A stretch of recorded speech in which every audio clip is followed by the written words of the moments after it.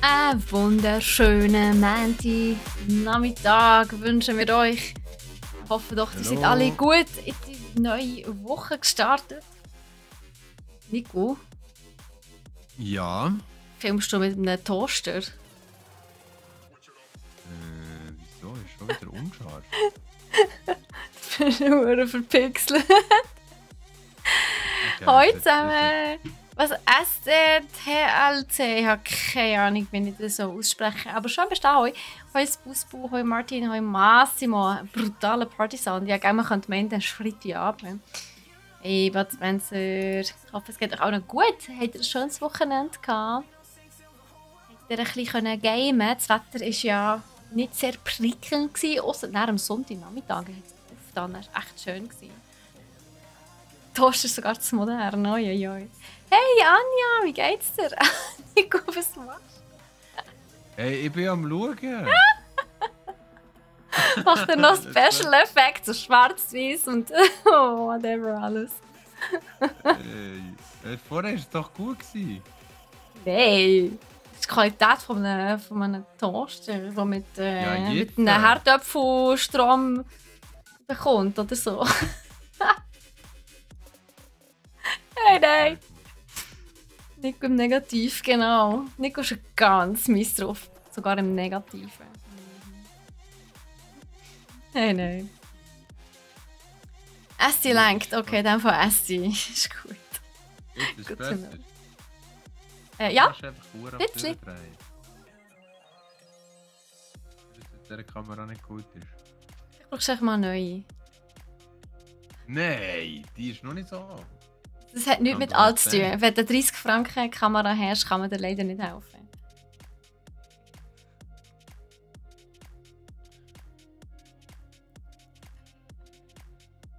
Martin, das ist jetzt ein bisschen übertrieben. Das muss ich mal ignorieren. Ja, das übertreiben wir. Ignorieren wir. Ist noch nicht so alt, er ist 15, genau.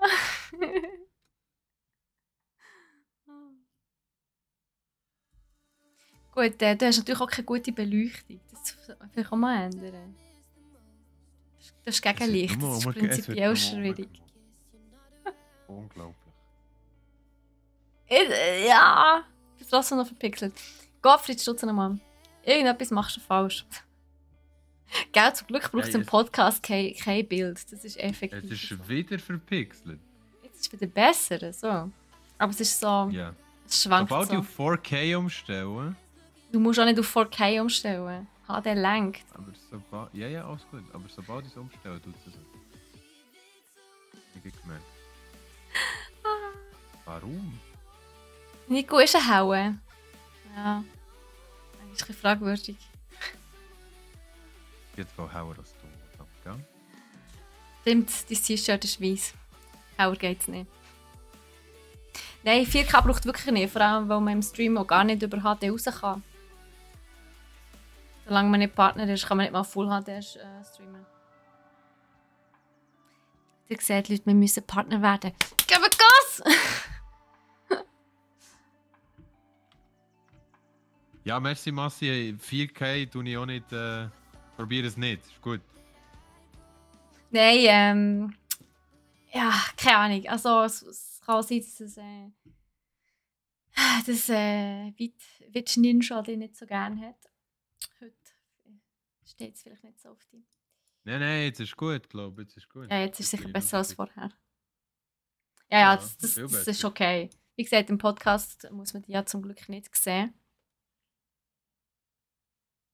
Genau. Eine Cam Recommendations in diesem Fall. Also, wir haben bei uns im Studio haben wir die Logitech Brio 4K.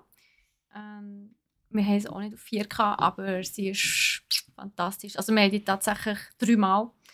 Der Cyril tut mit denen auch seine Klemmbausteine-Streams machen, also Top-Down Cam. Und im Moment haben wir sogar eine, vielleicht kann ich euch das heute schnell zeigen. Da haben wir eine aufgestellt, so schön Top-Down, schon mit Klebeband angeklebt. Dass der Cyril dort seine Special-Geschichten machen kann. So. Genau. Ja, also eben, wie gesagt, sofern wir jetzt das ganze Camp-Zeug gefixt haben, Ja, das ja. haben wir, Ja, ist ja. alles gut. Sagen wir schon Hä? so. Kommen wir zum wichtigen Teil. Wegen dem, wo alle da sind. Ein Giveaway. Ah, die sind alle wegen dem Giveaway da. Natürlich sind alle wegen dem Giveaway da. Hast du das Gefühl, die kommen wegen uns? Natürlich nicht, Nico. Wie kann man nur so illusorisch sein? Ja, ich weiß nicht, Mann. Immer. Das ist recht. Wegen was? Es ist ein Giveaway. Also Leute, folgendermaßen, wir haben ein Giveaway parat, weil wir haben über 1000 Follower. Wupp, wupp.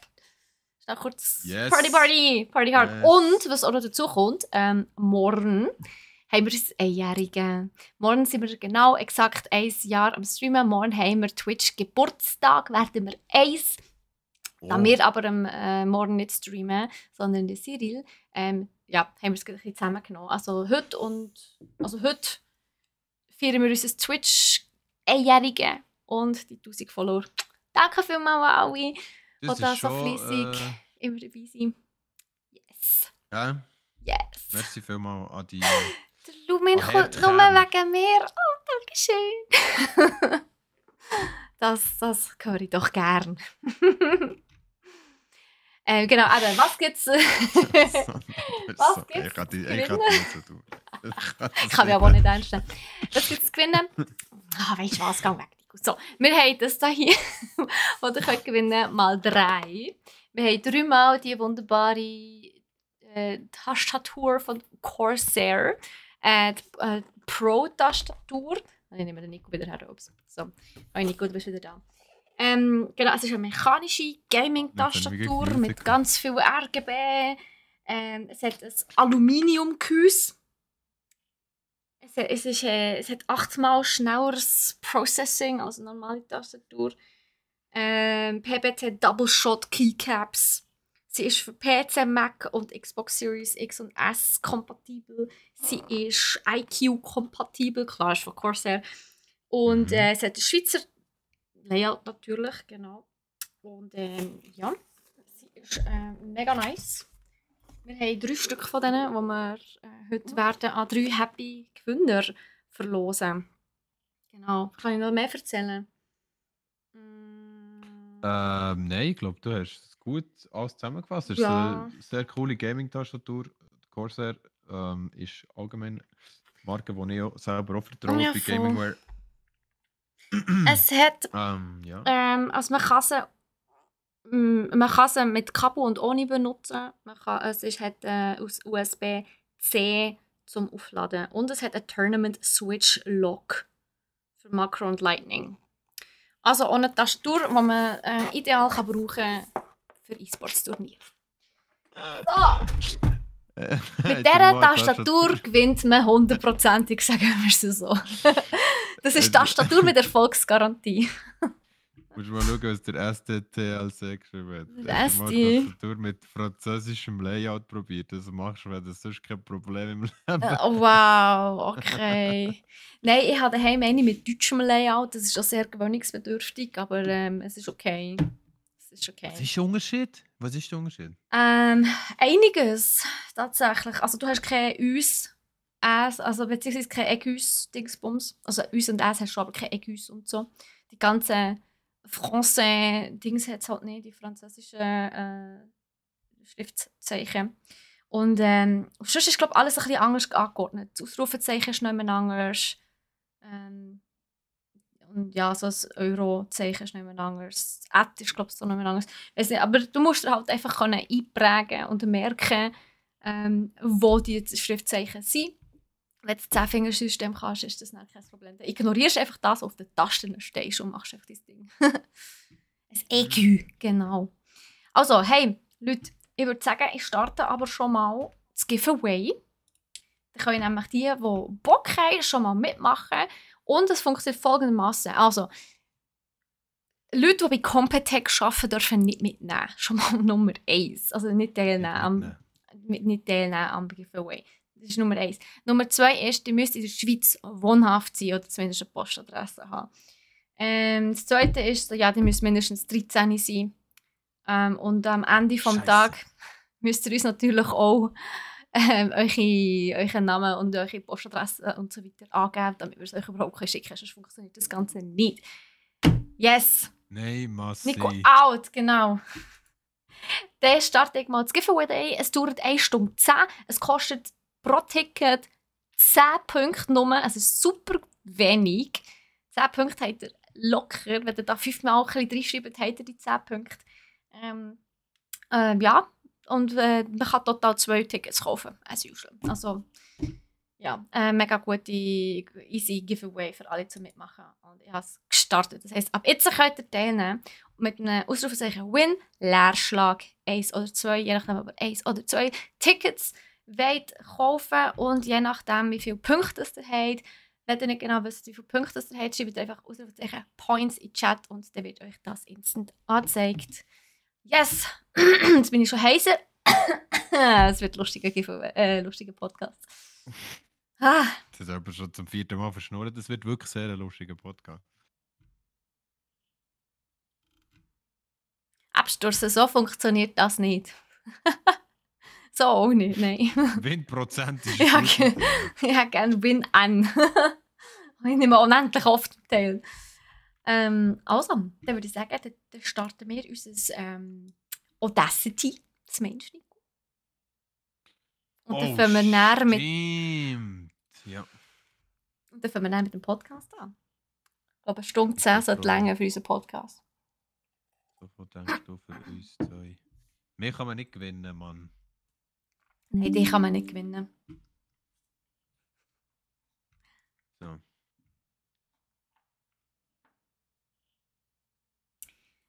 Leute, einfach, dass ich es mal noch gesagt habe, falls ihr keine Bestätigung im Chat bekommt, also so im Sinn von Streamlabs, @die Name nimmt am Giveaway teil, good luck, wenn ihr das nicht bekommt, dann habt ihr kein Ticket gelöst. Also jetzt hier Asti, zum Beispiel Lumin, Genau. der Ihr Fuss. müsst wirklich, ja, ihr müsst es richtig eingeben. Das, ja, ihr könnt, genau, ihr müsst schauen, dass ihr wirklich 10 Punkte habt pro Ticket. Also, wenn ihr Win 2 eingebt, müsst ihr 20 Punkte haben. Wenn ihr das nicht habt, wartet einfach noch ein bisschen. Ganz einfach. Das Giveaway geht 1 Stunde. Stellt euch den Wecker, in 1 Stunde habt ihr 100% 20 Punkte. Vor allem, wenn ihr ein bisschen aktiv seid hier im Chat. Dann auf jeden Fall. Und ihr könnt natürlich nicht mitmachen, wenn ihr keine Follower seid. Nein, Massi. Ah, Massi, gang weg. Du sollst nicht mitmachen. I bisschen guess, gerne. musst verified sein. Nein, musst nicht verified. Hä? Was meinst du mit verified? Das kann auch gut sein, ja, dass deine E-Mail-Adresse musst bestätigt haben, natürlich. Aha. Ja, also das ist ja obligatorisch. Das ist grundsätzlich Gut, ohne aber nicht, dass verified Twitch meine Adresse. E-Mail-Adresse hat. Ja, glaube ich auch nicht. Nein, also verified E-Mail-Adresse musst du mindestens hinterlegt haben bei Twitch. Das ist schon so. Sonst kannst du alles vergessen dort. Also ich weiß ja nicht, aber warum hinterlässt du eine E-Mail-Adresse, die nicht verified ist? Macht ja auch keinen Sinn.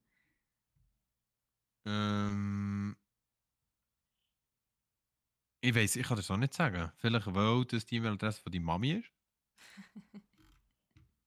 Vielleicht. Vielleicht. Also, nochmal. Für die, die es anscheinend nicht kapieren. Und ja, ich schaue den an. Gott, die Namen kann ich nicht mehr. Plo. Ich schaue den an. Sie schaut. Ich schaue den an, spezifisch für die Leute und die anderen, die es auch nicht kapieren. Wenn ihr keine Bestätigung bekommt, habt ihr entweder seine Punkte oder schreibt ihr Ausrufezeichen Points in den Chat, um zu schauen, wie viele Points das hat. Wenn ihr keine Follower seid, funktioniert es auch nicht. Massimo redet Deutsch, spanne dich. Nein, da doch die doch ein bisschen lassen. Da doch die ein bisschen. Ah, oh Partisano. Dammi mia.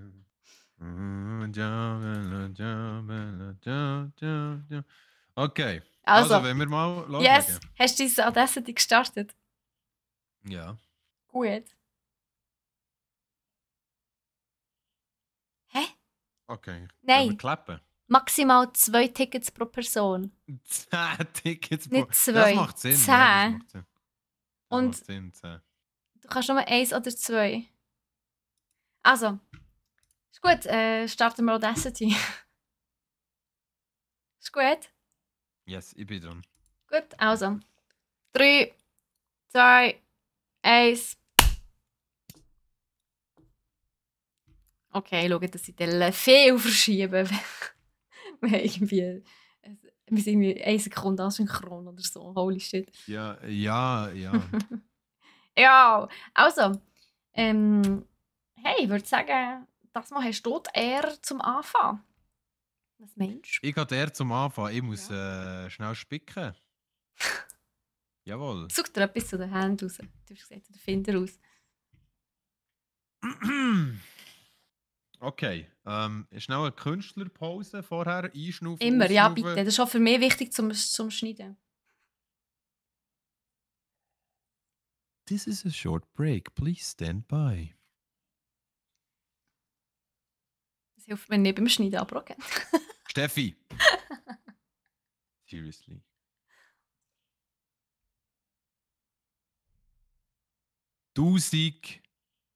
Follower. Und 45 Episoden. Sind das nicht 2 imposante Zahlen für unseren Podcast? Buffcrit Loot geht tatsächlich im 2023 schon in die zweite Runde, in die zweite Woche mit extrem viel spannenden Themen. Steffi und ich präsentieren euch heute unter anderem einen Doom-Mod, wo man Legend of Zelda spielen kann. Eine Wohltätigkeitsorganisation, die viel Geld sammelt für gute Zwecke durch Speedruns. Fire Emblem Engage, wo die Steffi richtig hyped drauf ist.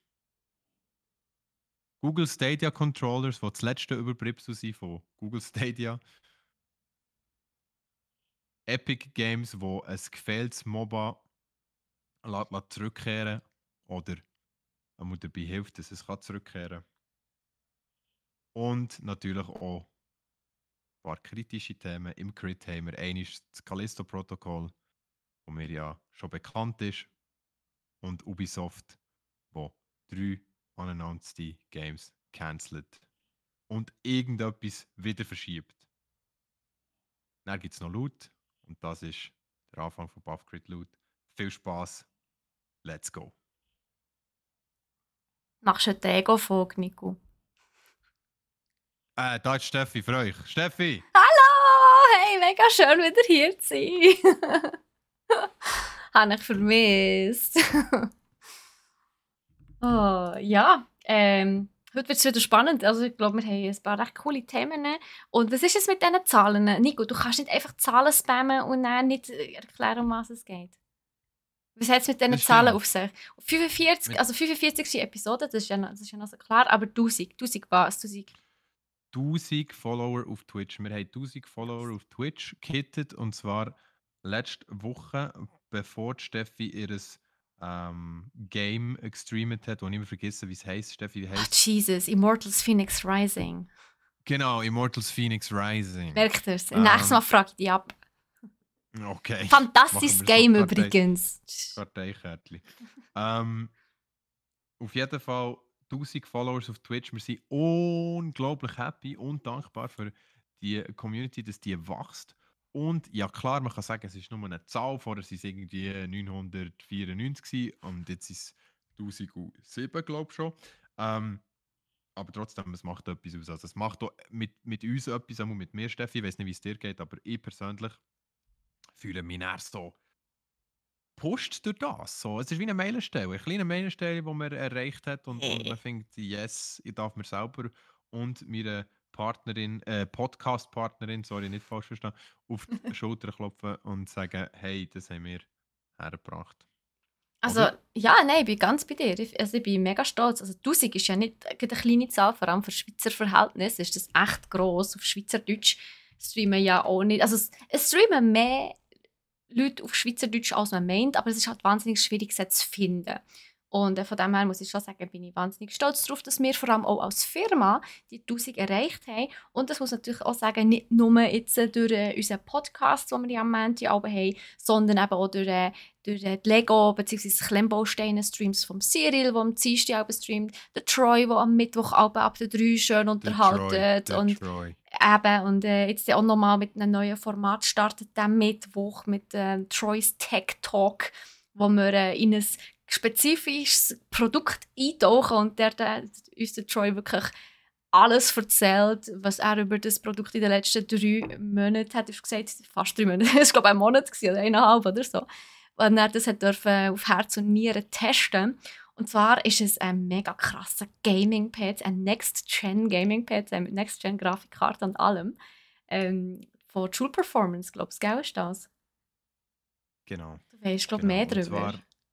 zwar ist das ja, ein E-Sports-Ready Gaming-PC von True Performance eigentlich so ein bisschen absolut das Heftigste, was True Performance im Sortiment hat und was im Moment auf dem Schweizer Markt rum ist. Wir haben ihn im Sortiment. Der PC kostet auch einiges. Ja, Also man muss 5000 bereit Hammer, sein, Mann.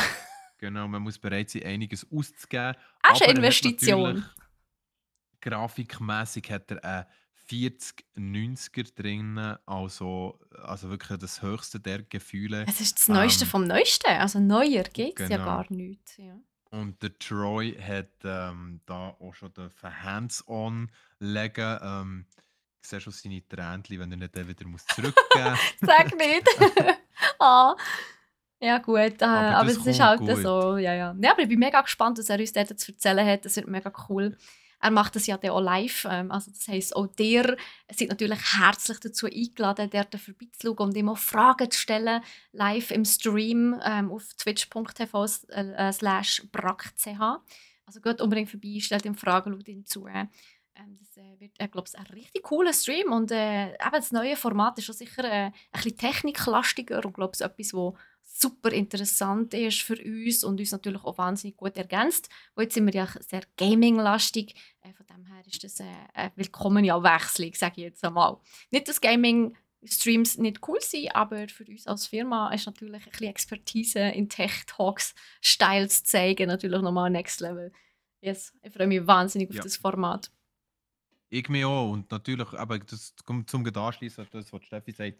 Für unsere Hersteller und Kunden ist es natürlich auch etwas, das mega viel Platz bietet, um spannende Produkte auch ein bisschen der Öffentlichkeit zu zeigen. Und wichtig für uns ist, dort zu sagen, dass wir natürlich nicht, wir sind nicht irgendwie das Telemarketing-Unternehmen oder machen da Teleshopping oder so, sondern wir machen wirklich sehr authentische Reviews von Produkten, die wir finden, sind cool und möchten wir euch näher zeigen und wieso es sich lohnt, die Produkte zu kaufen. Aber ich erwarte, also ich bin mega gespannt. Ich habe schon ein paar Sachen dürfen sneak peeken, Steffi. Nice. Der Oli, sprich Troy, hat mir schon 2, 3 Sachen gezeigt und also er hat sich richtig ins Zeug gelegt. Cool, ja, das ist aber mega typisch. gut. Das ist so typisch Troy. Der macht das einfach so fantastisch gut.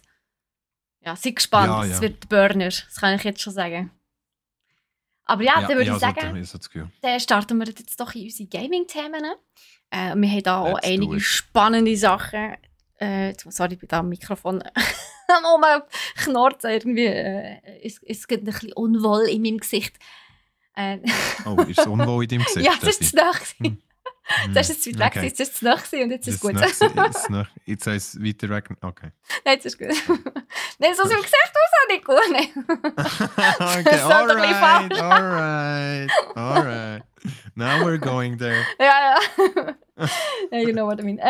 Genau, nein, ich würde sagen, wir starten doch einfach gerade in unser nächstes Thema. Also unser erstes Buff-Thema. Und zwar, schnell, am besten fange ich einfach an mit einer kleinen Frage. Nico, spielst du Doom? Ja und nein. Ich habe es gespielt. Also, hast du es aber gespielt? Nicht, ich habe es gespielt, aber das Neueste. Ja. Das Alte leider nie. Nein, ich glaube, das Neueste ist schon okay. Also du hast Doom-Erfahrung. Hast du auch schon mal einen Mod gespielt? Ja, tatsächlich. Und Aha. zwar, also noch nicht ein Mod von Doom. Sorry, geht es um einen Mod von Doom? Ja, natürlich. Wir reden von Doom. Ah. Nein, einen Mod habe ich sonst im In Skyrim Minecraft gespielt. gespielt. Ja, das ist schon bekannt für Mods. Nein, aber Doom ist auch relativ bekannt für Mods. Die haben tatsächlich auch sehr lustige, interessante und coole Mods, die durch die Community tatsächlich auch erstellt werden. Und ich würde wahnsinnig gerne über einen Mod erzählen, der zwar schon ein bisschen älter ist, er ist schon im Oktober 21 published worden, von einem Entwickler namens, jetzt muss ich noch spicken, The 12 Games heisst der. Mm. Und der Mod heisst The Legend of Doom. Und er wird bis in den Himmel gelobt. Und es ist so schade, dass der irgendwie so wenig Aufmerksamkeit hat. Und darum würde ich gerne ein bisschen darüber reden und dem ein bisschen mehr Aufmerksamkeit geben. Also, was ist der Legend of Doom Mod? Was ist das für ein Mod? Wie ihr euch schon denken könnt, ist es ein Mod im Zelda-Style. Aber nicht irgendein Zelda-Style, sondern The Legend of Zelda. Also der Original Game sozusagen. Es ist das erste Game von Zelda, das ist, entwickelt wurde, das rausgekommen ist. Und der 12 Games hat also wirklich das ganze Game in Doom nachgebaut. Also auch in diesem alten Pixel-Look. Aber ihr müsst euch vorstellen, First Person mit dem Schwert läuft man da durch die Map, durch die Dungeons, sammelt die ganzen Secrets, die ganzen Items, kämpft gegen Gegner, man löst Puzzles. Und es ist so witzig, es ist einfach First Person. Es funktioniert erstaunlich gut. Und es ist wirklich, er hat wirklich die komplette Welt nachgebaut. Es sind alle 9 Dungeons originalgetreu nachgebaut.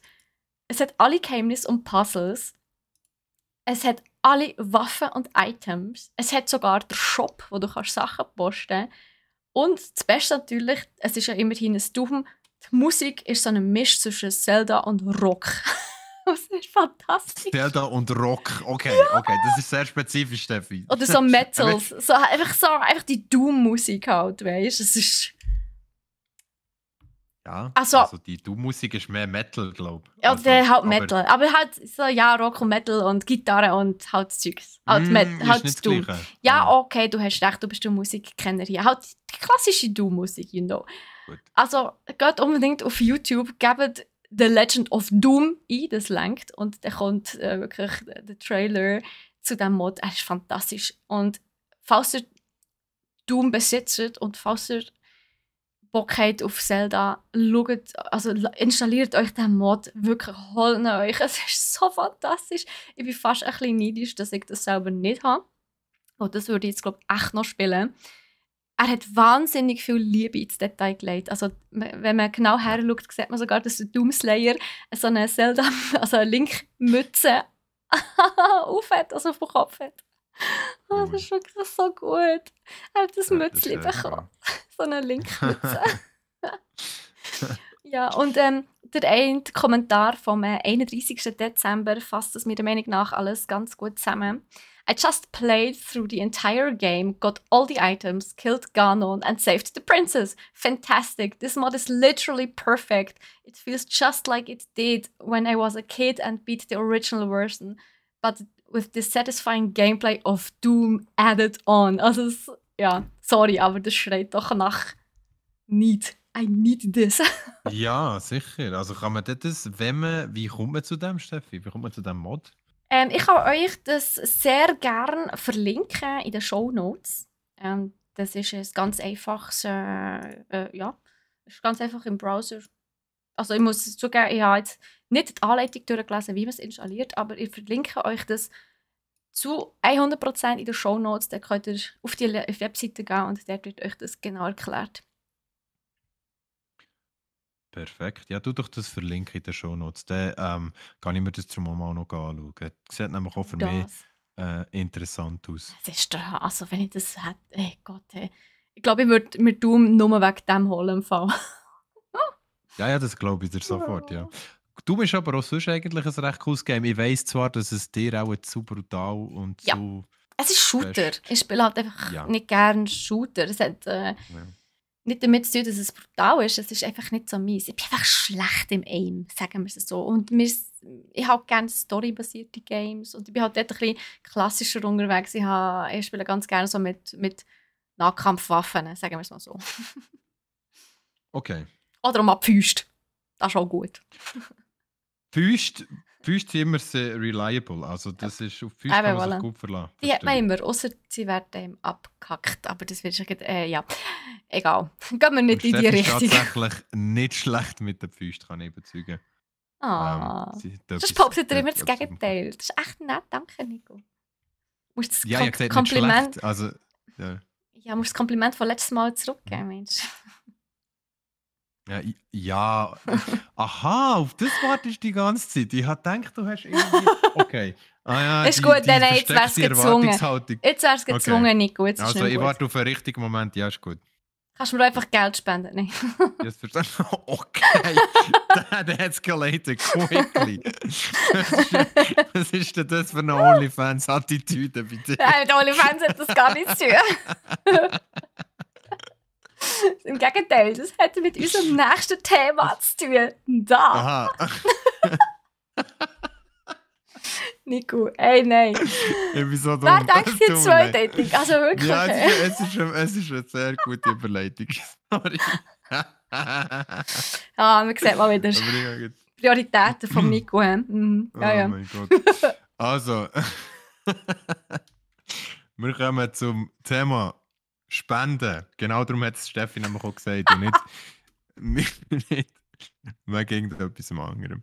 Gut, es ist so. Und zwar, da muss ich schnell ein bisschen mein Gesicht beruhigen, dass ich nicht überlasse, aber es ist eigentlich nicht so lustig, eigentlich eher eine schöne Angelegenheit, wo ich darüber rede. Und zwar Games Done Quick. Wenn irgendjemand von euch schon mal von dem gehört hat, das ist eine sehr grosse Organisation, gegründet von einem Typ namens Mike Uyama. Ich vermute jetzt mal, das ist sicher ein halber Japaner, weil Uyama ist, glaube ich, ein japanischer Nachname. Und er hat diese Organisation gegründet in der Wohnung von seinen Eltern noch. Und dort geht es eigentlich darum, dass Player, oder wie sagt man denn? Speedrunner, genau, ja. Speedrunner, Games spielen, Leute schauen zu und können donaten und Donations werden gespendet. Also es ist eigentlich eine riesige Spendenaktion, wo Speedrunners probieren, Games so schnell wie möglich zu schaffen. Darum kommt der Name Games Done Quick. Und diese Organisation macht immer wieder so Spendenstreams und die werden jedes Jahr grösser. Also die Steffi hat die schon kennt, die hat die nicht kennt. Ich kenne die schon ein paar Jahre, ja. Die haben ich weiß gar nicht genau, wann sie gestartet sind. 2014, 15, 16? Ich weiß es ehrlich gesagt gar nicht, müssen wir nachschauen. Aber die machen das jedes Jahr und sie haben wirklich klein gestartet mit ein paar, ich sage jetzt mal 10'000 und dann sind die schon im Millionenbereich und vor allem, es wird jedes Mal professioneller und es ist wirklich cool. Aber wenn wir vielleicht schnell, also ich weiß nicht, ob du noch selber hättest drauf eingehen, aber eben sie streamen zum Beispiel Speedrunner-Games wie Super Mario Bros. 3 in unter einer Stunde, Pokémon Legends in 3 Stunden 20, Legend of Zelda A Link to the Past in 1 Stunde 12, Dark Souls 2 in 1 Stunde 12, Half-Life, Terraria, Metroid Dread, The Pedestrian, was hat man da noch? Mega Man, Rock'n'Roll in 42 Minuten, sagen wir noch wegen dem Durchschauen. Ja, Final Fantasy 14 in 50, nicht mal 50 Minuten. Also, ja, viel. Alles Mögliche. Ohne jetzt abzudriften. Oder gleich schnell abzudriften. Speedrunnen von Games. Ich kann es nicht. Könntest du das? Ich kann es nicht. Nein, ich bin viel zu unfähig für das. Nicht mal wegen dem Unfähig sein, aber irgendwie, da kannst du das Game doch nicht... Ja, okay, Moment. Das ist ja geniessen. Ja, aber du spielst ein Game ja nicht zum ersten Mal, wenn du Speedrunnen. Das spielst du ja etwa zum Gefühl 1000. Mal. Du musst wenn du das schon allein 4 Mal durchgespielt hast, dann spielst du es nicht mehr für die Story. Dann spielst du es, um dich zu verbessern, um schneller zu werden, um Tricks schneller zu können oder überhaupt neue Tricks zu lernen. Du nutzt schnell irgendwann mal Glitches aus. Darum funktionieren ja teilweise Speedruns auch erst. es gibt ja einen, der Breath of the Wild speedrunnt hat, der hat es irgendwie geschafft, mit einem Glitch direkt ins Dorf vom Ganon zu gehen, wo er noch absolut keine Ausrüstung hatte. Also, ich bin das Game nach 10 Minuten fertig oder so. Musst du dir mal vorstellen, und andere spielen so 100 Stunden. Ja, das Ja. stimmt. Vielleicht kann ich mir das eigentlich nicht vorstellen, weil Es ist ja halt der gut, Drang, noch schneller und noch schneller und noch schneller zu sein. Und eben Glitches auszunutzen und vor allem pixelgenau teilweise Movements zu machen.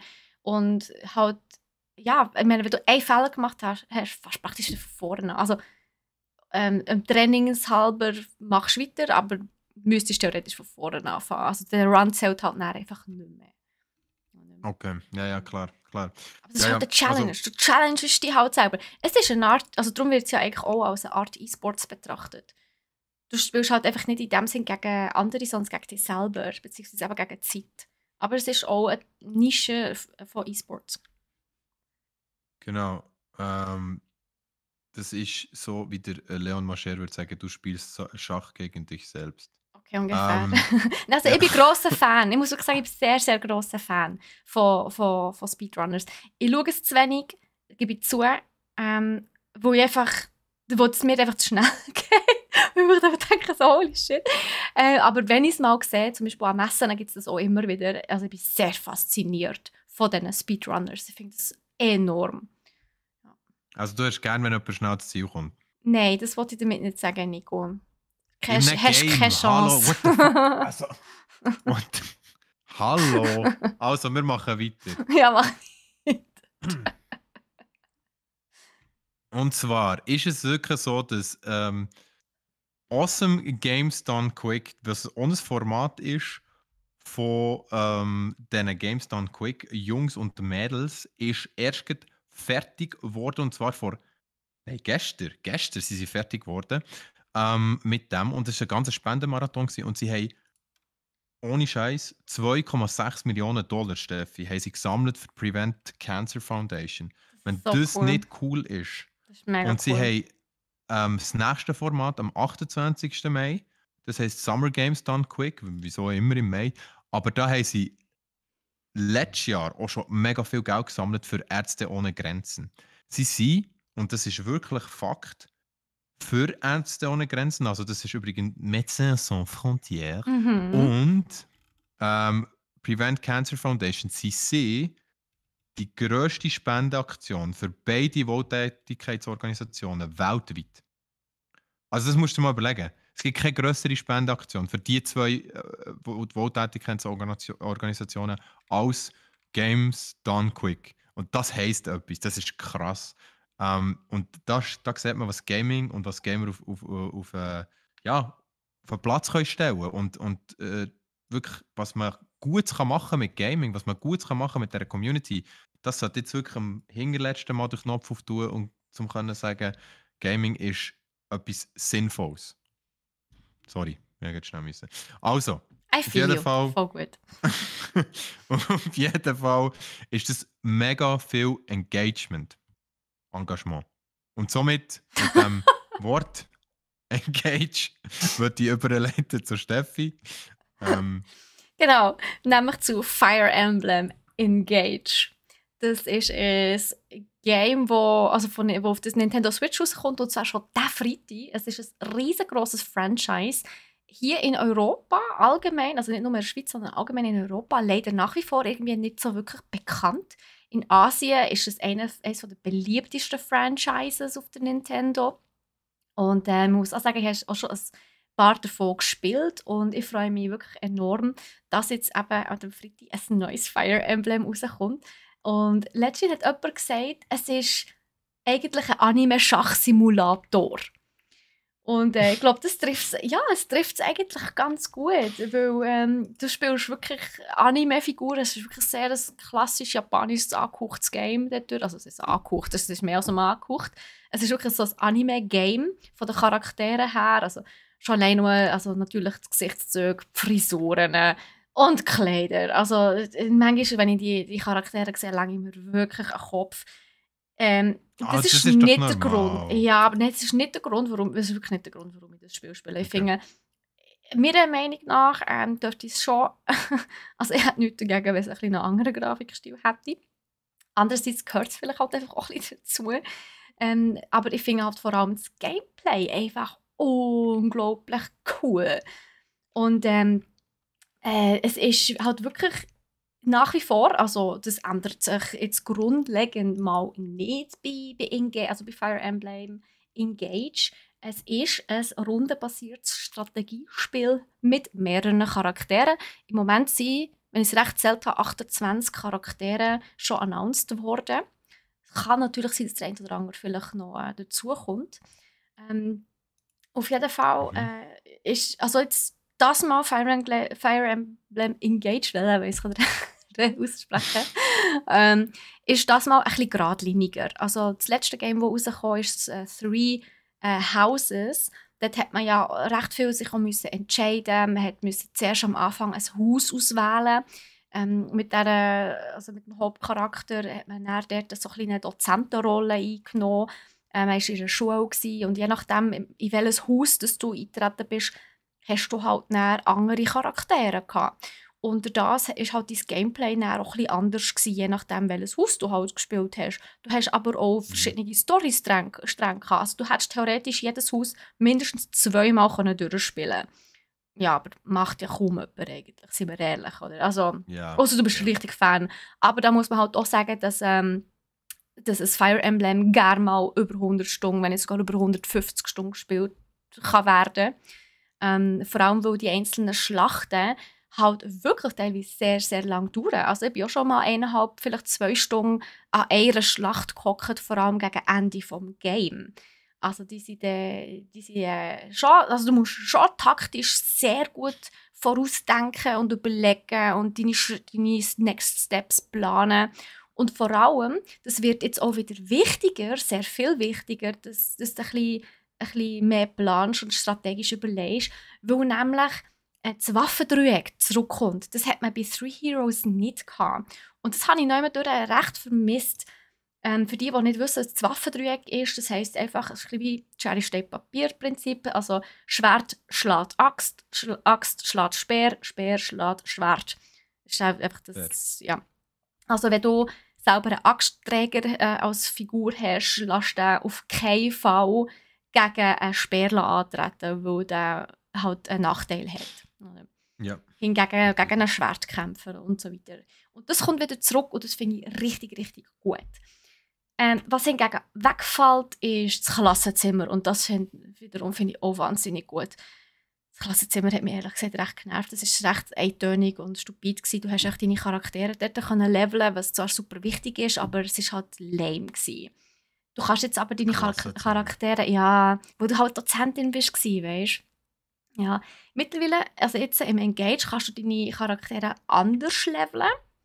Und zwar einfach in deiner Basis, wo du zwischen den Schlachten halt, einerseits natürlich die Basiserkundungen kannst, aber du kannst auch einkaufen, dich auf die Schlachten vorbereiten, du kannst dich entspannen, du kannst die Arena besuchen, kannst trainieren, du kannst aber auch mit anderen Charakteren interagieren. Das ist nach wie vor super, super wichtig, weil das viele Items auch freischaltet und also auch die Story vorantreibt und vor allem die Bindungen zwischen den einzelnen Charakteren stärkt. Und das ist essentiell teilweise in den Schlachten, wo du mit dem Boni freischaltest. Also, wenn sie zum Beispiel in der Nähe voneinander stehen, haben sie zum Beispiel einen kleinen Buff. Und das kann teilweise recht matchentscheidend sein. Mhm. Das macht Sinn. Und das ist super spannend. Und was ich auch ein schönes Upgrade finde, hätte ich fast gesagt, also im Three Houses, also im letzten Fire Emblem, sind deine Waffen kaputt gegangen. Also du hast eine gewisse Haltbarkeit von den Waffen. Du hast nur ein paar Züge brauchen. Das heisst, du hast nach jeder Schlacht müssen schauen, wie lange ist meine Waffe verdaut. Also du hast jeden Charakter müssen durchgehen und müssen schauen, dass jeder Charakter immer eine Waffe dabei hat, die genug Züge noch gehabt hat. Und das war so mühsam gewesen. Und das fällt jetzt zum Glück weg. Also die einzelnen Waffen, die kannst du behalten und du kannst sie auch upgraden und sie gehen nicht mehr kaputt. Und das ist natürlich fantastisch. Ja. Was auch Also, neu. Hm. sorry, Steffi, ich muss sagen, ich hatte, glaube ich, schon mal gesagt, ich sehe mir das schon auch spielen. Hey, probier's Ähm, mal aus. Vor allem, ich glaube wirklich das aber ich habe keine Engage. Switch. Ja, das ist natürlich schade. Also das Engage ist, glaube ich, eins, wenn ich das so sehe, von den ausgeklügelsten Fire Emblems. Also vor allem auch, Mhm. ähm, also klar, das ist, man muss sich, wenn man das Spielsystem nicht kennt, muss man sich schon ordentlich reinlesen, sage ich jetzt einmal, beziehungsweise ausprobieren. Vor allem gerade für Anfänger ist es, glaube ich, super wichtig, dass sie den Modus auf, jetzt weiß ich nicht, ob das der Normalmodus ist, wo es gibt einen Modus mit Permadeath, das heisst, wenn ein Charakter stirbt, dann Mhm. stirbt Ja. er halt Ja. wirklich, oder er kommt nicht mehr zurück. Aber Und das ist aber noch geil. Das finde ich noch geil. Es gibt eine geile Challenge eigentlich. Das habe ich eigentlich noch mhm. gerne. Ja, und gleich. Also, wenn du, also ähm, du kannst, bis jetzt hast du es immer können, ich gehe mal davon aus, das wirst du das mal auch können.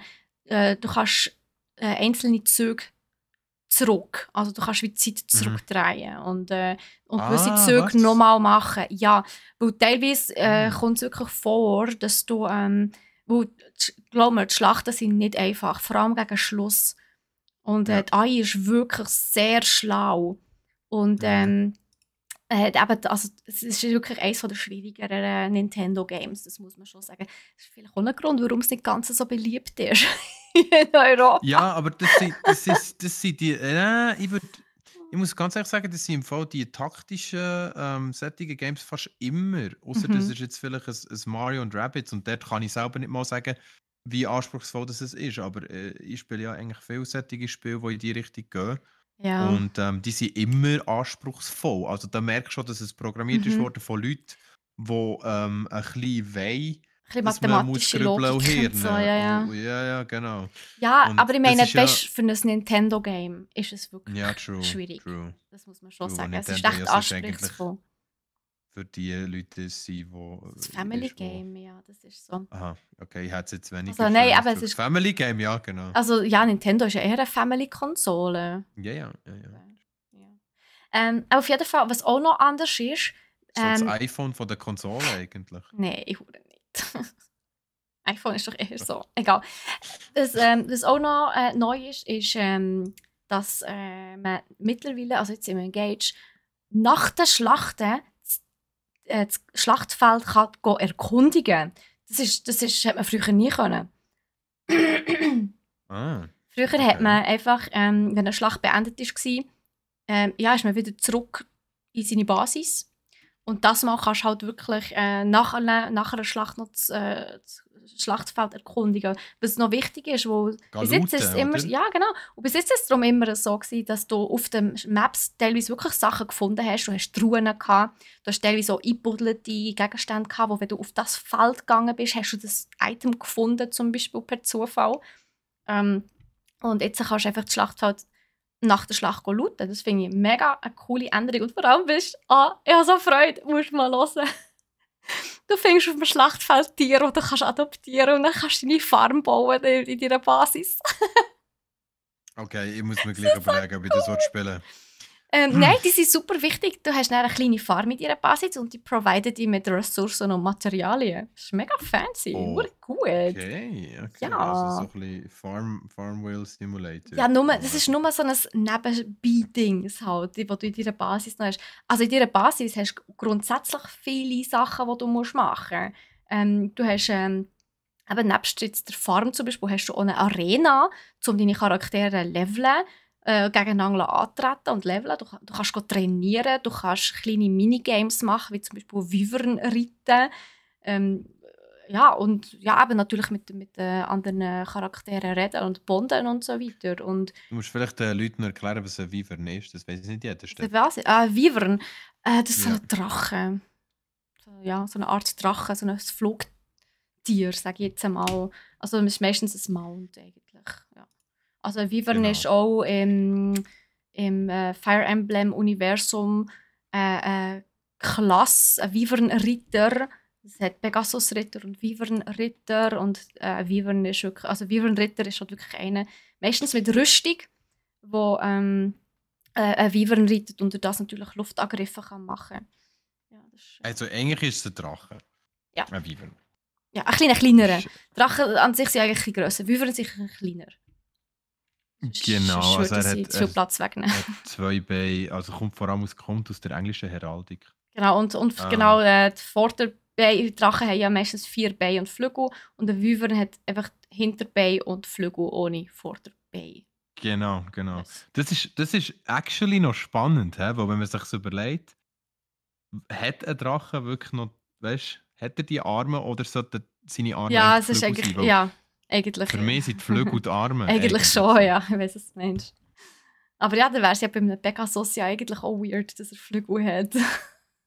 Ja gut, aber dann müsste die Flügel unten an den Ja. Beinen, weißt du, was ich meine? Ja, aber das müsste ja bei einem Drachen auch sein. Okay, lassen wir die Diskussion spannend auf jeden Fall, sehr spannend. Was würdest du persönlich, also wenn ich jetzt sage, okay, ich besorge mir eine Switch, ich besorge mir Fire Emblem, würdest du mit dem anfangen oder würdest du mir das anderes empfehlen zum Anfang? Die Sache ist halt die, das ist also schwierig zu beantworten, weil es ist ein Fire Emblem, wie es noch nie eins hat gegeben. Und zwar aus diesem Grund. Und da muss ich ein bisschen ausholen, muss ein bisschen die Story erzählen. Also der Hauptcharakter ist der Allaire. Der Allaire ist Inkarnation vom Würmgott, also so eine Gottheit in Drachenform.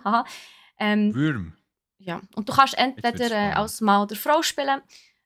Und der Hero, ich sage jetzt einfach Hero oder eben Allaire, erwacht nach 1000 Jahren Schlaf ja, in eine neue Welt. Also ein bisschen ähnlich wie bei Legend of Zelda Breath of the Wild.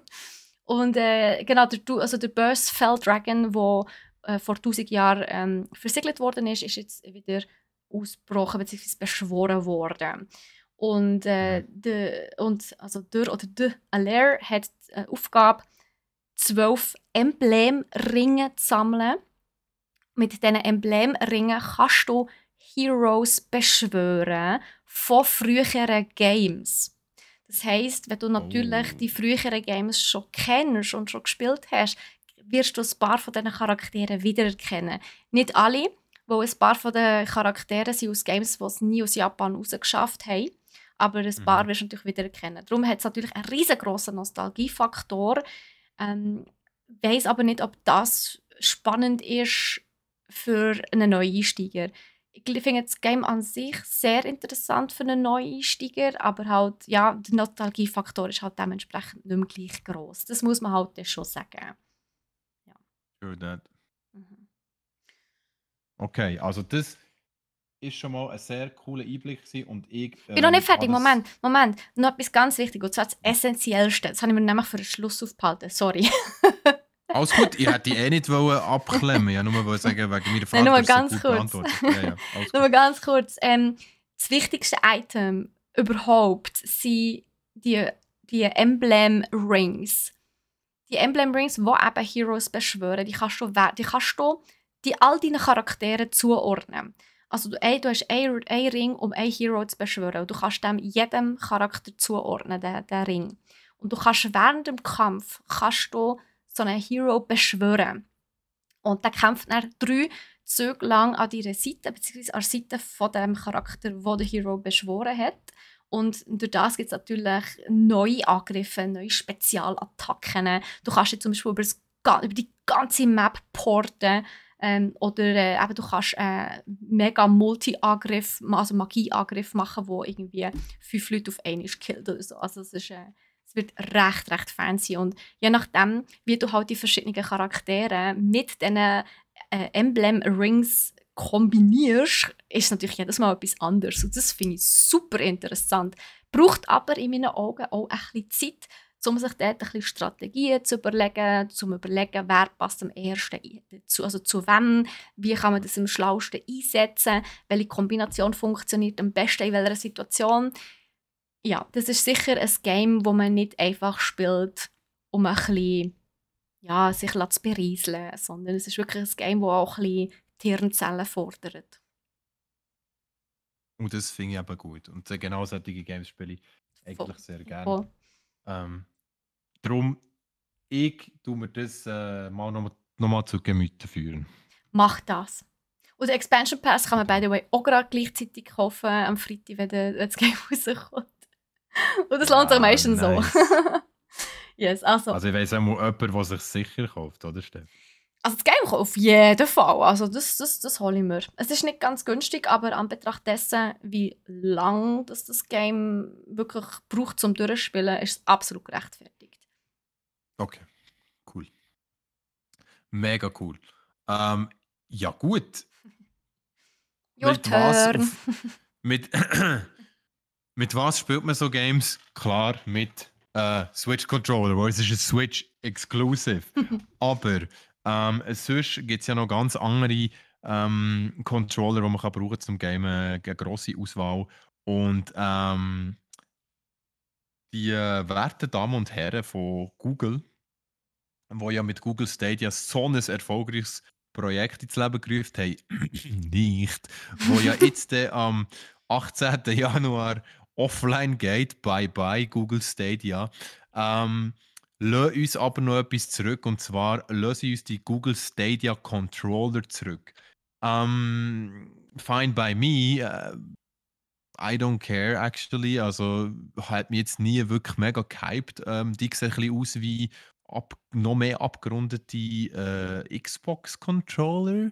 Ähm, Irgendwo durch nicht wirklich speziell, aber scheinbar eine Community wollen, dass man die kann für andere Plattformen nutzen. Ich vermute jetzt mal, dass das Leute sind, die sich Google Stadia schon zugelegt haben und das Geld zurückbekommen haben und dann gefunden haben, der Controller, den gebe ich nicht zurück, der gefällt mir eigentlich noch. Von dem her wird Google Stadia uns etwas zurücklassen, und zwar ihre eigenen Controller. Für die bringen sie jetzt ein Firmware-Update raus, wo das ungenutzte Bluetooth-Modul reaktivieren soll und somit der kabellose Betrieb soll sicherstellen, wenn dass man den Controller aber für PS und Xbox kann nutzen kann, hat das Stadia-Team noch nicht wollen sagen. Aber es ist so ein bisschen wie, soll ich sagen, es ist so ein bisschen wie wenn du mit deinem Fußballteam komplett auf den Sack bekommen hast und das ganze Turnier hast verloren, aber gleich hängen sie sich dein Wimpeli noch an die Wand dort im Clubhaus. Also Google Stadia darf immerhin ihre Controller zurücklassen von allem, was sie gemacht haben. Ist es doch ganz, ganz, ganz etwas Kleines, was sie ähm, geändert haben oder neu gebracht haben in die Gaming-Welt. Aber sonst ist halt leider Stadia ein ziemlich gescheitertes Projekt. Und das ist auch schon so viel zu dieser News. Gescheiterte Projekt, by the way. Oh ja, Steffi hat auch noch ein gescheitertes Produkt, wo aber ein ganz, ganz coolen Revival hat im Moment. Steffi, voll. erzähl mal. Absolut. Und eventuell erinnert ihr euch an das Game Paragon, hat es geheißen. Paragon war ein Game von Epic Games. Das war so der erste Versuch in der MOBA-Welt von Epic Games in 2016. Dort haben sie probiert, ja, ein eigenes MOBA zu machen.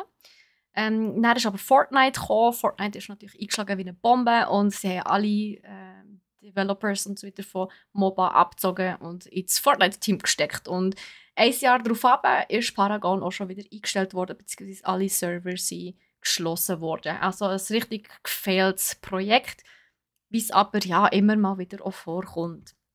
Jetzt ist es aber so, dass sie gefunden haben, und das ist einmalig in der ganzen Branche, und das finde ich unglaublich cool.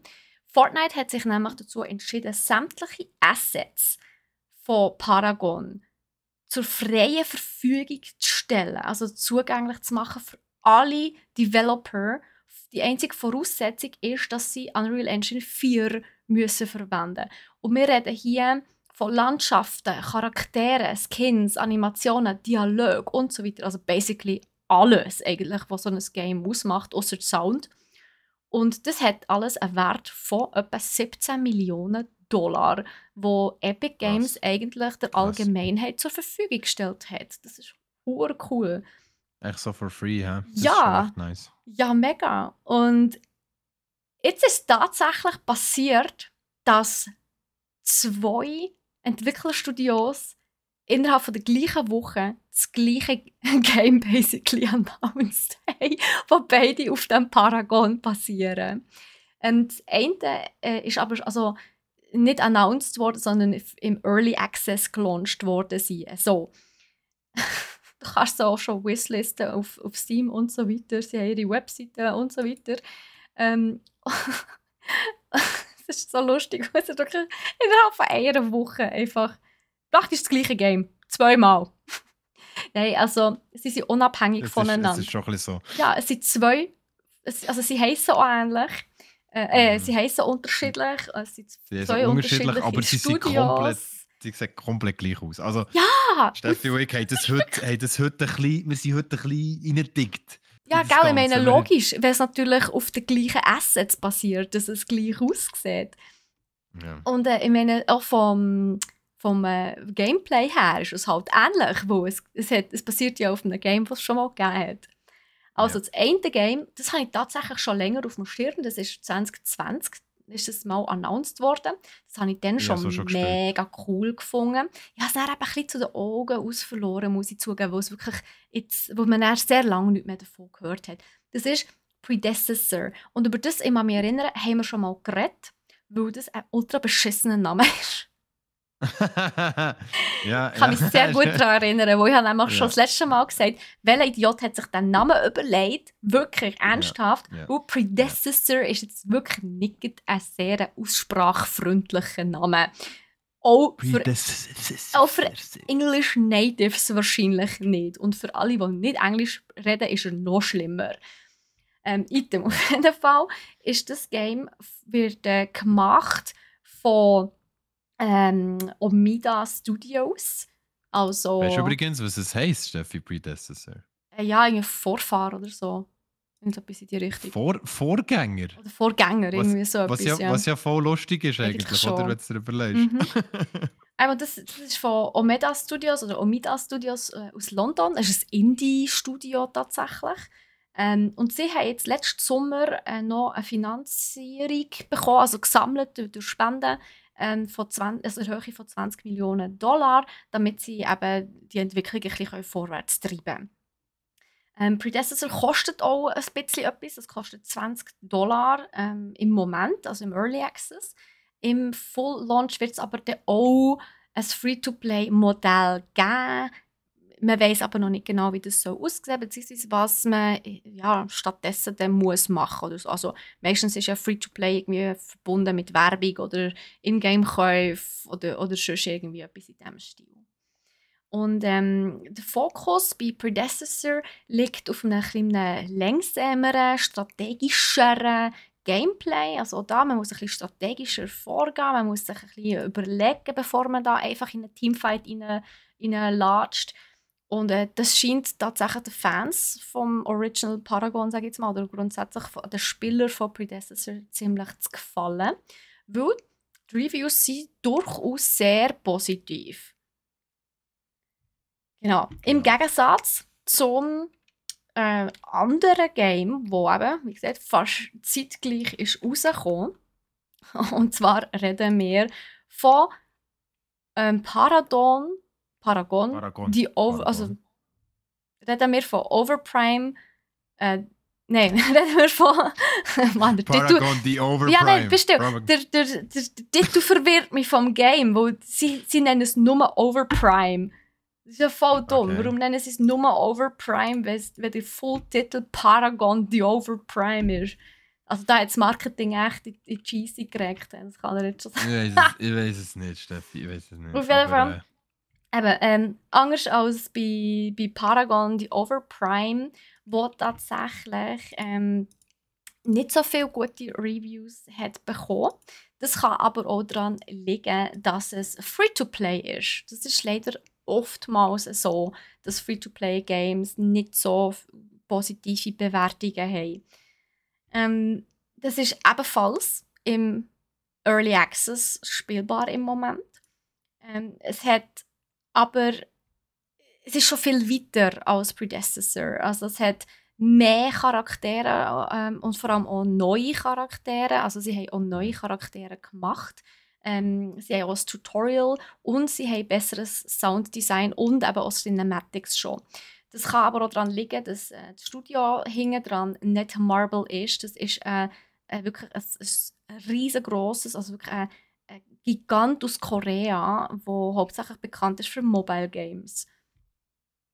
Und ja, hier bei dem ist der Fokus vor allem auf dem Action. Also es ist weniger strategisch, es ist mehr so ein bisschen Brawl-Style-Gameplay. Also weniger denken, mehr drauf einprügeln. So in diesem Stil, habe ich das Gefühl.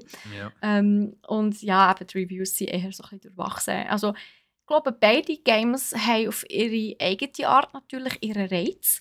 Beides zieht ja, eine andere Gamer-Base an, denke ich jetzt einmal. Aber die einen, die lieber ein bisschen strategisch und langsamer spielen, eben, das ist wie Dota und League of Legends, denke ich mal. Also die gerne ein bisschen strategischer und langsamer spielen, die spielen Dota. Und die eher gerne ein bisschen Haut drauf haben, die spielen League of Legends. Etwa so kann ich mir das vorstellen.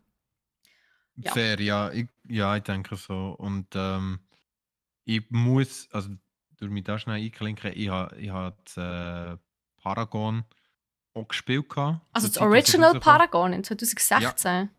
ja, genau, das habe ich Okay. gespielt gehabt. Mhm. Und das ist sehr schnell dann wieder vom Markt genommen worden. Also, Aber nach was einem heisst sehr Jahr, schnell? ja. Genau, wir haben es einmal dann gespielt gehabt und es hat uns nicht restlos überzeugt, aber die Game-Idee war eben schon gut gewesen. Und ich glaube, der Ja, Grund, wieso hey, das... es ist ein MOBA in Ja, Third-Person-Perspektive. Das ist voll cool. ja, ja. Ich kann mich also wirklich erinnern, dass es dann... Und es hat auch eigentlich coole Charaktere gehabt. Ich weiss noch, dass die Verteilung der Charaktere mega interessant war, mit diesen Tanks und den schnellen Mhm. Charakteren. Aber die Mit Rollenverteilung ist den... wie bei einem Ja, klassischen MOBA. Du hast, ja, du ja. hast einen Carry, du hast einen Support, du hast einen Jungler, du hast einen Mid- und einen Top-Laner. Es ist fantastisch. So cool. Ja, voll. Ja, voll.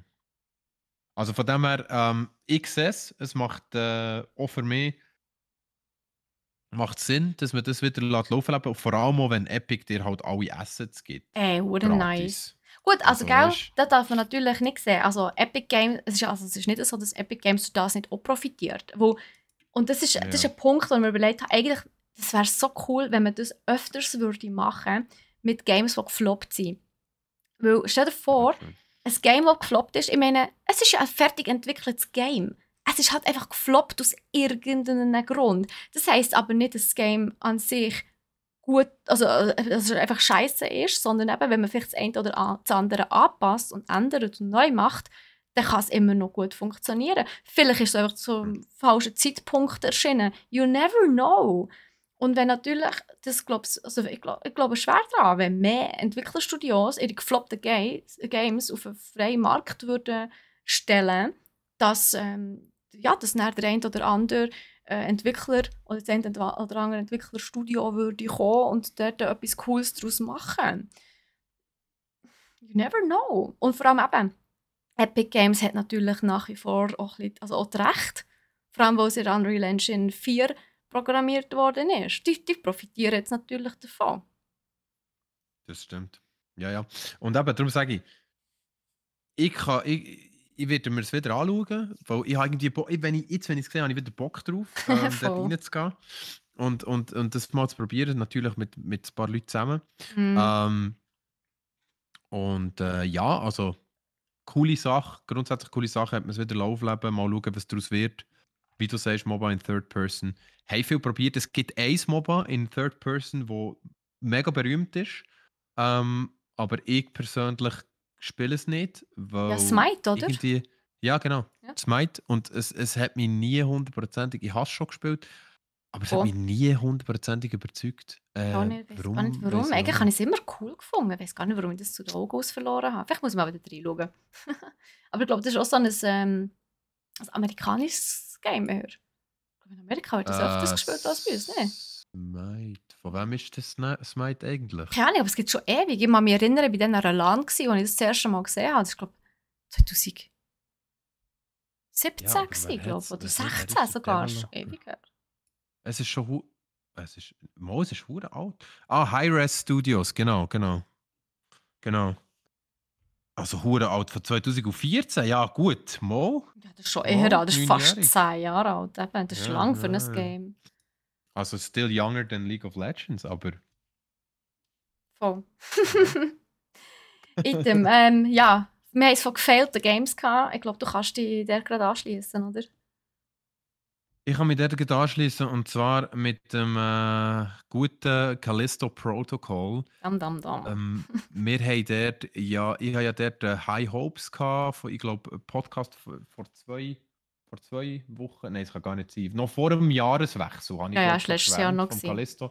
Callisto Protocol, aber der Old Year Nico ist nicht der New Year Nico und der Old Year Nico hat nicht gewusst, wie underperformen das der Callisto-Protokoll wird, weil so cool wie es hat ausgesehen in allen Trailer mit der coolen Grafik, den Soundeffekten und der Portion Space Gerusu in den Trailer, so enttäuschend ist es gleich jetzt ja, in Real Life, würde ich fast sagen, in Real Game. Ähm, Es ist halt gleich ein bisschen ein Dämpfer für alle Leute gewesen, die es jetzt gespielt haben. Ich habe mir ein paar Let's Plays angeschaut, etc. etc. Es ist aber auch für die Entwickler äh, nicht das, hat es nicht das erzielt, was sie erwartet haben und nicht vor allem auch den Return on Invest garantiert. Oder Steffi, wir reden hier von einem Budget von 162 Millionen. Und das haben sie nicht geschafft, wieder reinzuholen. Ähm, bis jetzt. Mhm.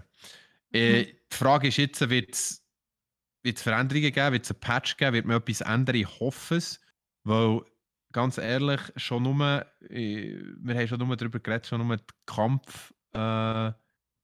der Kampf an sich ist mühsam zum Spielen.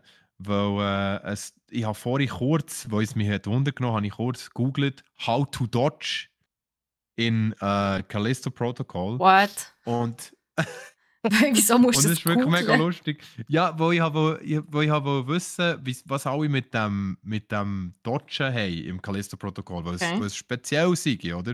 Mhm. Und der erste Satz, wenn du es googelst, bei How to Dodge in Callisto-Protokoll ist, ähm, to dodge in Callisto-Protokoll is a bit special. Also es ist wirklich so, the way dodging works in the Callisto Protocol is a little unusual. Und wenn du schon so musst anfangen, Wow. dann weißt du schon, okay, das ist für gar nichts. Mhm. Also das heißt, du musst den Left Stick, zum Beispiel vom Controller, musst du entweder links oder rechts haben. Und nachher kommt in Klammern noch, it doesn't matter which initially. Also es spielt keine Rolle, welche, also ob du links oder rechts den Stick hast. Und dann wirst du einem Incoming Move von einem Enemy ausweichen. Also das ist dann nach sehr einfach, ist Ja. aber extrem mühsam, weil Ja. du tust in eine Richtung drücken und der Charakter reagiert entweder nicht rechtzeitig Oh, oder er schwierig. dodgt in die falsche Richtung Das hat man auch oder gern. dodgt gar nicht oder du kommst schon grundsätzlich einfach überhaupt nicht raus, was der Dude eigentlich macht. Also du kannst auch immer noch von hinten angegriffen werden dazu. Mhm. Ähm, also hier steht da, note that you can still get hit from the back. Also, was auch immer das heisst. So, da Dass können wir auch Gegner ein von random. überall kommen. Genau. Ähm, Oh und, je. und auch sonst, es gibt nicht so viel, also weißt man hat ja viele Jumpscares erwartet und so Sachen, wo die richtig, ja, wo so richtig der Grusel in dir erwecken und so das Unwohlsein, wo man ja bei so einem Space-Horror-Spiel auch Es ein ist bisschen halt ein fühlen, oder? Score-Game. Ja, logisch. Ja, also weißt beim Dead Space hat man ja das geliebt. In Dead Space hast du ja viel so die Szenen gehabt und Möglichkeiten oder wie soll ich sagen, Szenarien oder Momente auch gehabt, wo du das Gefühl hast, okay, jetzt weiß ich nicht genau, was als nächstes passiert. Ich bin irgendwie unwohl hier in diesem Raum, es ist so ruhig, irgendetwas bahnt sich an, ich höre irgendein Geräusch. Das fehlt einfach. Es ist viel zu viel los beim Callisto-Protokoll. Manchmal weisst du schon, was als nächstes passiert. Also sehr, Also es ist überladen und vorhersehbar. ja, und vorhersehbar, genau, man weiss, ja, okay, Jumpscare, das ist ganz klar ein Jumpscare. Oder, Mhm. oder jetzt passiert sicher das, ja, wow.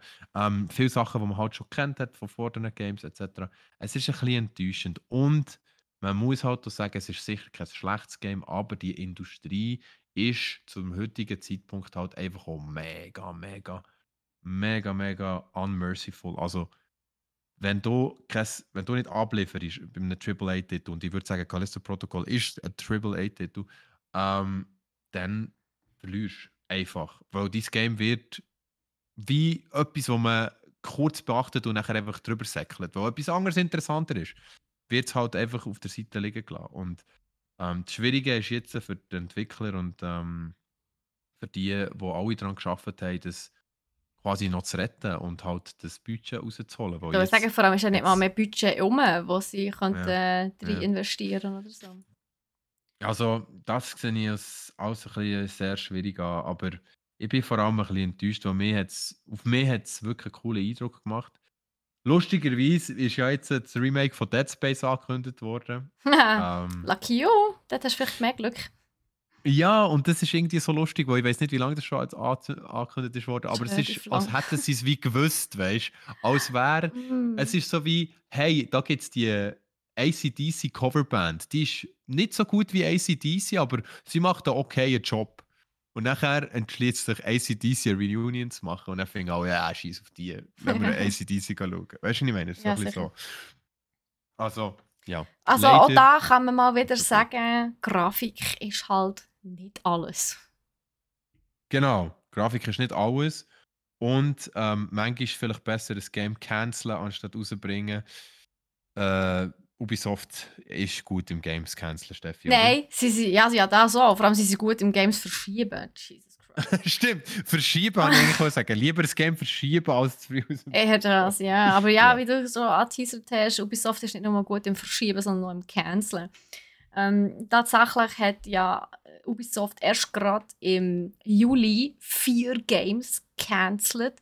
2 davon, die noch nicht bekannt waren. Die anderen 2 weiss ich ehrlich gesagt gar nicht mehr, wie sie heißen. Spielt ja keine Rolle, sie sind ja gecancelt worden. Ja.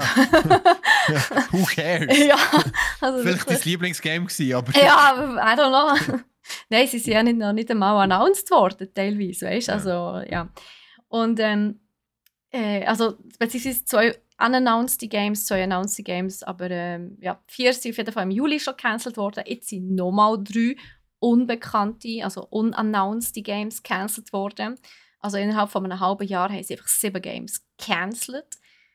Und sie verschieben mal wieder einmal Skull and Bones. Wer hätte das gedacht? Schon zum 6. Mal.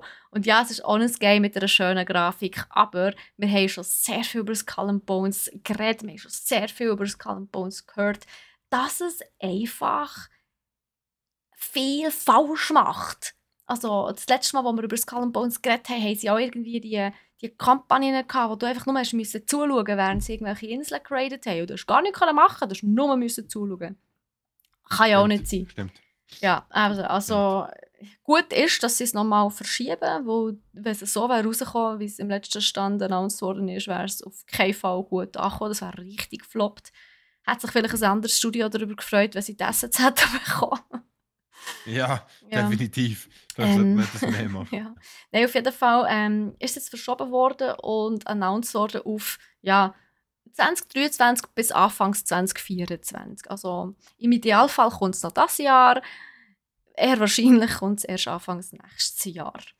Das Ganze hat, also beziehungsweise die ganzen Cancellations und Verschiebungen haben vor allem damit zu tun, dass Ubisoft im Moment ein bisschen auf Sparmodus, also im Sparmodus ist. Und zwar wollen sie $200 Millionen sparen. Sie haben nämlich gemerkt, Ubisoft performt in letzter Zeit nicht mehr so gut.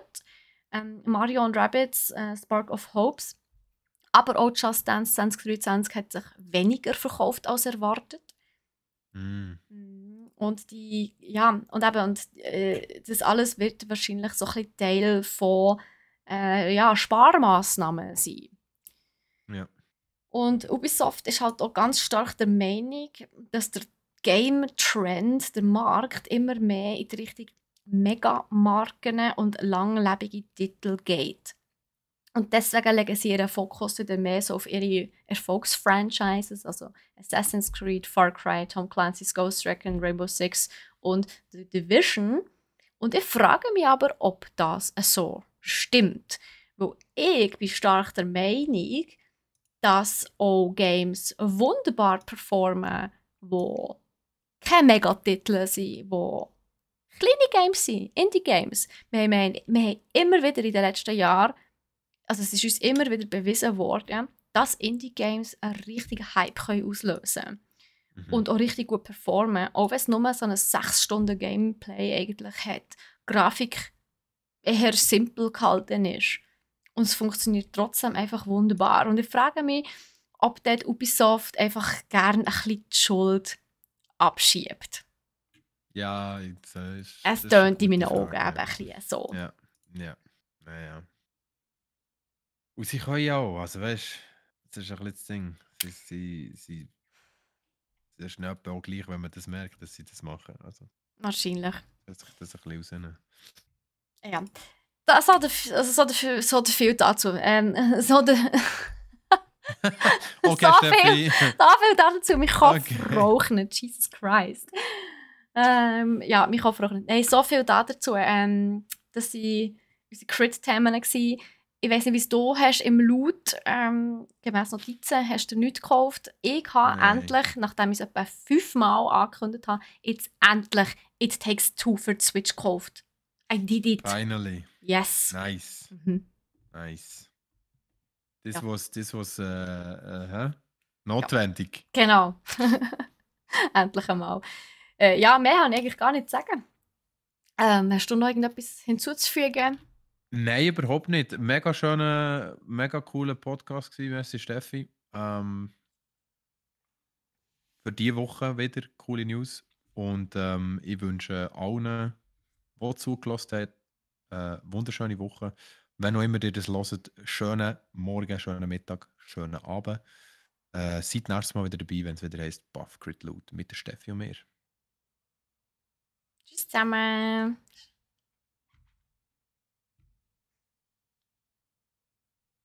Du kannst nicht einfach aufhören ohne ein Tschüss, Nico. Das geht doch nicht. Doch, hey. Das ist cool. Mo. Item, auf jeden Fall. Der Podcast ist beendet, der Stream natürlich noch nicht. Also geht noch nicht weg. Immerhin müssen wir ja auch noch schauen. Also ihr wollt die Tastatur verpassen. Ja, genau. Ausser ihr wollt nicht mehr wissen, wer das, unsere Tastatur gewonnen hat. Das ist ganz euch überlassen. Ich tue hier noch schnell die Audiospur speichern. Moment, schnell. Dann schaue ich gerade. Ja, immer Schiss, dass die irgendwie aus irgendeinem Versehen oder so gelöscht wird. Lass jetzt, Gri, man hört mein Winken auf der Aufnahme. Weißt, ich weiss schon, was ich mache. Ja, wir tun ja nicht nur. Also ganz ehrlich, wenn wir nur einen Podcast machen würden, müssten wir ja nicht streamen. Dann könnten wir das irgendwann mal aufnehmen.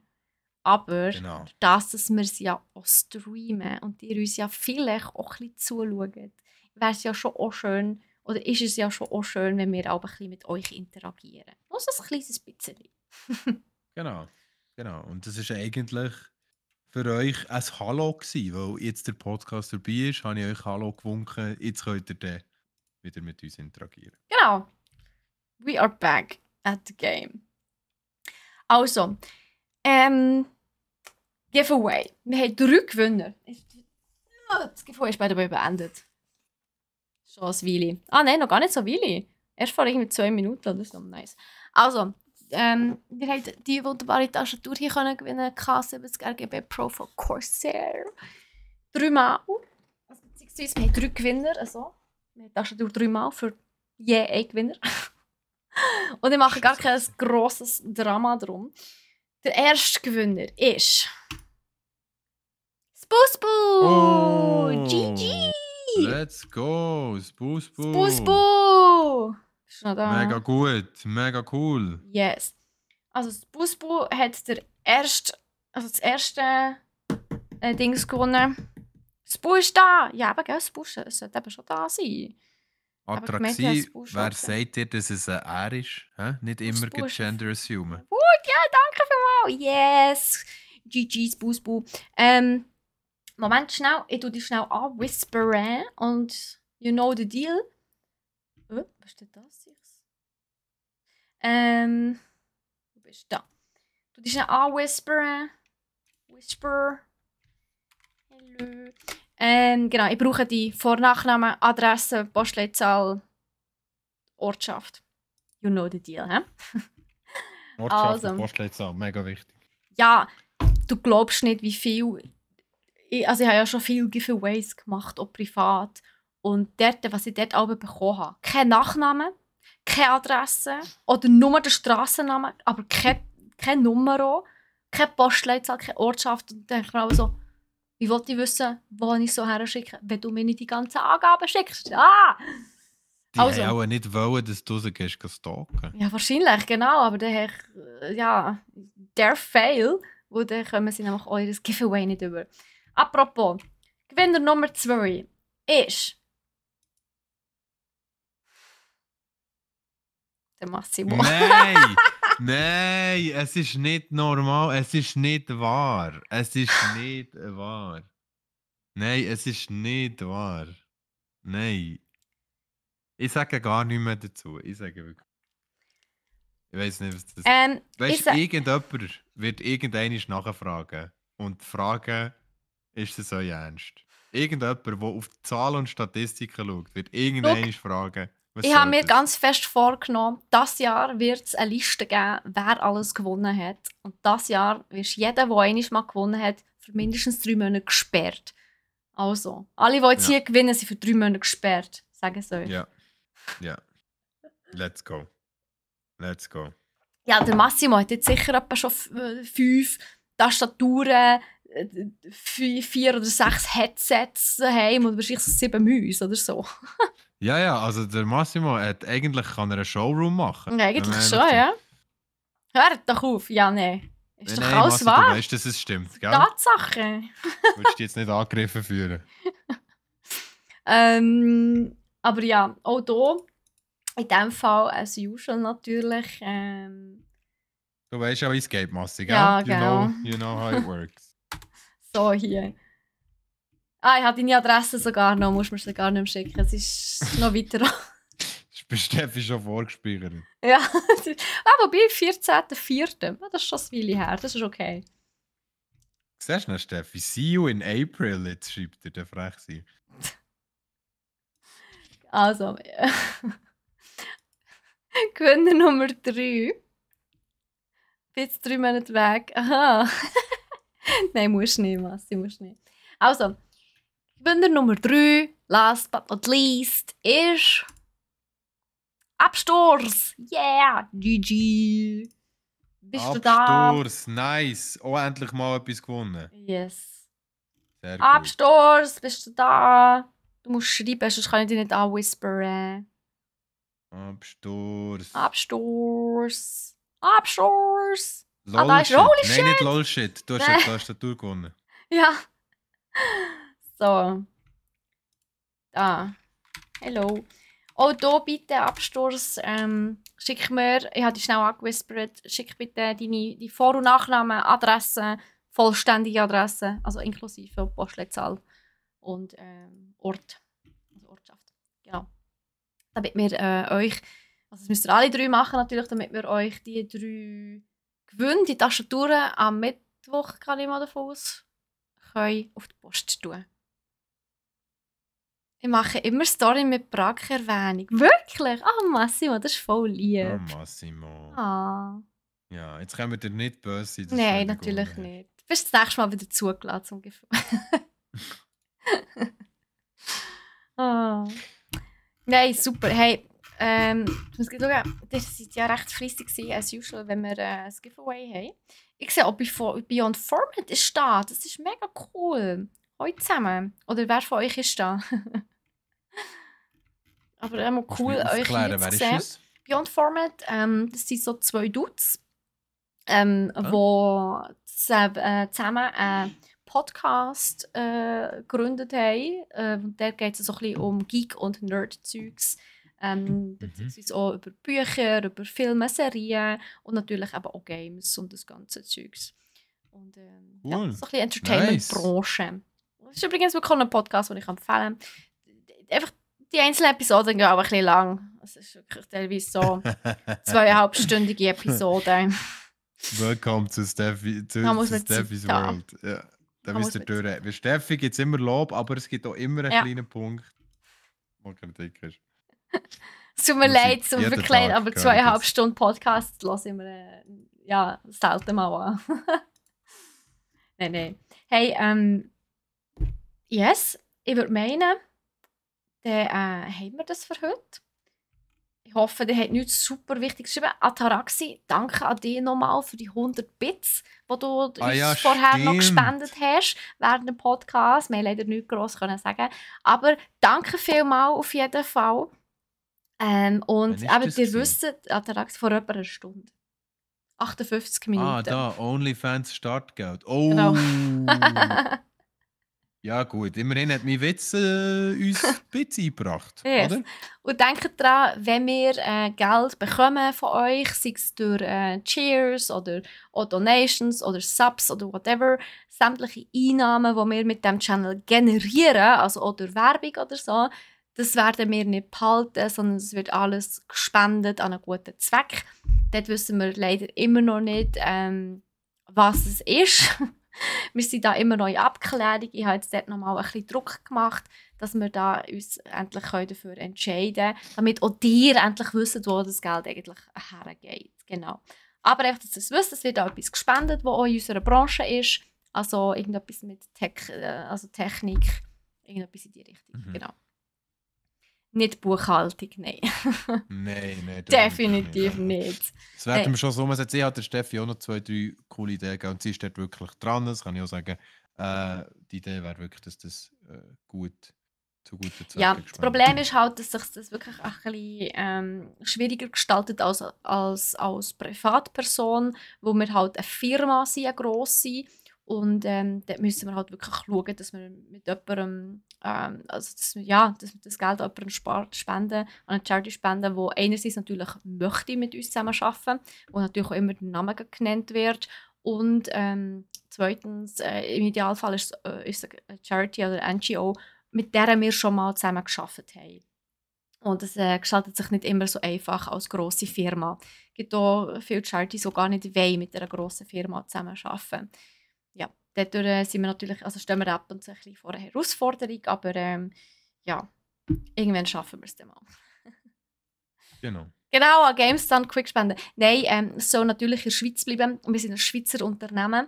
Und darum haben wir uns natürlich dazu entschieden, dass, beziehungsweise das ist glaube ich auch ein bisschen Firmenpolicy, wir bleiben lokal. Also das Geld, das wir einnehmen, das geht an ein lokales NGO. Das geht nicht ins Ausland. Also lokal, national vor allem. Genau. Das ist natürlich eine gute Idee, aber ja, es liegt in der Sache vor Natur, dass wir ein Schweizer Unternehmen sind. Support your local geek podcast. Seid ihr ein NGO? Den können wir uns überlegen. Das Offizielles. Nein, genau, yes. Echt so viel dazu noch. Und dann würde ich sagen, danke vielmals fürs Zuschauen. Und das wird nicht so. Danke dir, ist nicht Ja, was- Masti, ich wünsche dir auch einen schönen Abend mit deiner neuen Tastatur. Du, Ja, viel du Spaß. Glückspilz, Masti. Spaß Du mit kannst jetzt euren deine Lottoscheine Tastaturen. ausfüllen, wirklich. Hör auf, zu Weihnachten habe ich sechs so, keine Ahnung, Lottoscheine bekommen, habe alle ausgefüllt, habe 6 Franken gewonnen. Yeah. Ich habe kein Genau, Glück morgen mit so Cyril Zeugs. und Ja, genau. Mittwoch der Troy. Mittwoch Troy mit einem neuen Format, denkt dran, schaut unbedingt rein. Oh ja, shit, das habe ich heute. Das habe ich heute im Schedule falsch gepostet. Ups. Egal, nicht schlimm. Schaut eh nicht mehr an. Hast du falsch gepostet? Okay. Ja, es nicht mehr auf dem Schirm gehabt. Es war 7 Uhr am Morgen, da denke ich doch nicht an so Sachen. Also, Also ich schaue den immer an im Fall. auf Twitter. Ja, Okay, cool. ich bin nicht. dort und ich habe von vielen gehört, die den anschauen. Steffi, das ist schon wichtig. Okay, ist gut. Das Also, ist schon wichtig. ich habe jetzt auch etwas Wichtiges vor, und zwar ein Feierabend. Heimgehen. Wer am 7. schon wach ist. Ich bin am 7. schon unterwegs, Mann. Dude. Also, drum habe ich jetzt mir meinen Feierabend verdient. Also, Ja, wir wünschen euch einen ganz schönen Abend. Habt's Schönen gut. Feierabend. Habt nach Sorge, bleibt gesund und Gute Woche. sehen und hören wir uns morgen am 1 beim Cyril, am 3 am Mittwoch beim Troy, am Freitag am 1 mit mir hier. Also, tschüss zusammen. Bye bye zusammen. Schönen Feierabend, chillen, Tschüssikowski. habt Sorge. Ciao. Nehmt das Feierabendbier Oh oder ja. auch nicht. Tschüss. Bye.